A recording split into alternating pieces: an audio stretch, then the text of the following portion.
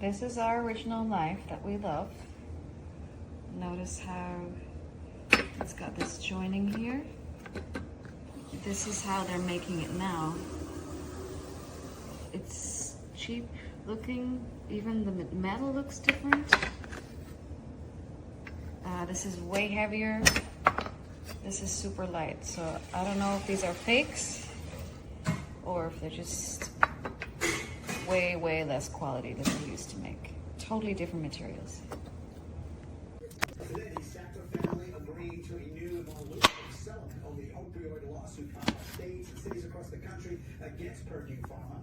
The Sacklers now agreed to pay $7.4